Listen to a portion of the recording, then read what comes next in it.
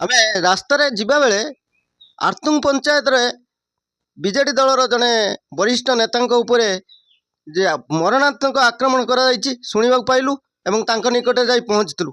ଆସନ୍ତୁ ତାଙ୍କୁ ପଚାରି ବୁଝିବା ଯେ କ'ଣ ସମସ୍ୟା ହେଲା, ତାଙ୍କ ଉପରେ କି ପ୍ରକାର ସେମାନେ ଆଟାକ୍ କରୁଛନ୍ତି, ତାଙ୍କୁ ପଚାରି ବୁଝିବା।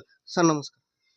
नमस्कार मु गौतम सेठी आतुंग ग्राम पंचायतर विजु जनता दलर जड़े वरिष्ठ कर्मी एवं मु विजु जनता दल तरफ विधायक मते सुदर्शनपुर ग्राम पंचायत एवं बासदेवपुर म्युनिसिपालिटी 21 नंबर वार्डर पर्यवेक्षक भाव में नियुक्ति देते।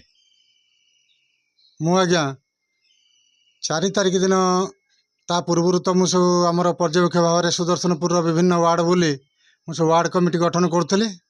से दिन 4 तारिख दिन संध्यार सुदर्शनपुर ग्राम पंचायतर 6 नंबर वार्ड रे आमर विजु जनता दलर कर्मी बैठक आह्वान करा से बैठक में मुझे जोग देइथिली।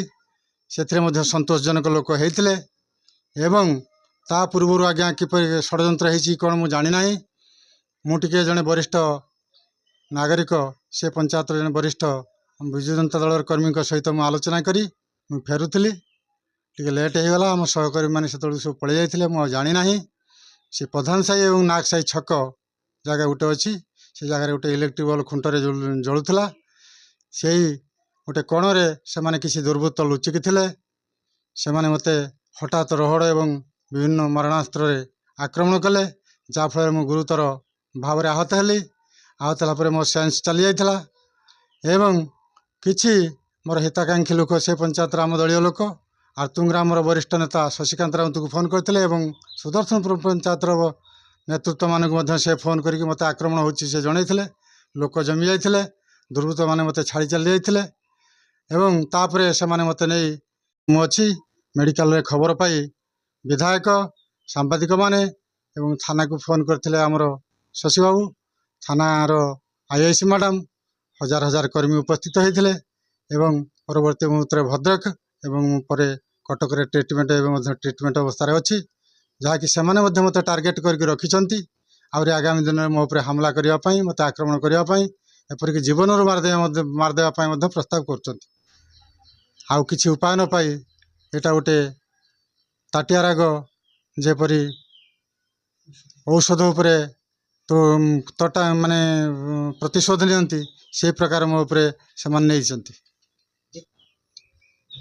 मु शशिकांत राउत समाजसेवी आर्तुंग ग्राम पंचायत जो दिन गौतम बाबू सुदर्शनपुर को जाइथिले पर्यवेक्षक भाव में से आमर दल तरफ पर्यवेक्षक थिले एवं से मध्य जो दिन 4/5/2024 खरे जो दिन तांको पर आक्रमण हैला ता पूर्व से 8-10 थर सुदर्शनपुर पंचायतर सभा करथिले।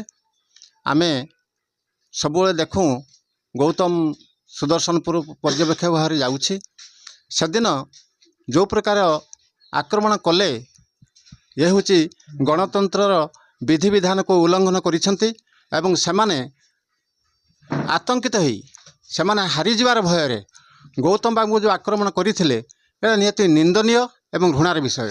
जो असामाजिक लोक मैंने कार्य करिसेंती सेमानंकु कठोर कठोरतर दंड दिया जाऊ बोली वर्तमान समाज रे आलोचना होची एवं आईन ता बाट मध्य जाउची ठीक स्टेप मध्य नहीं बोली आम अनुभव करछु।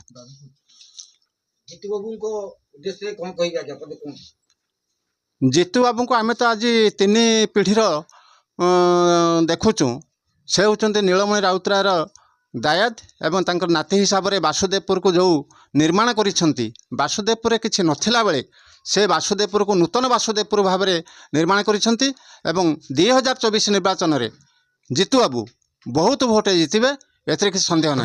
आ तांकर कार्य वासुदेवपुरवासी सुंदर भाव से कार्य कर चली लोक सेवा दौरान लोक समस्त सुख दुखर साथी होकर रही से 2024 मसीह पुनर्वार जितबे एथरे किसी संदेह ना। धन्यवाद।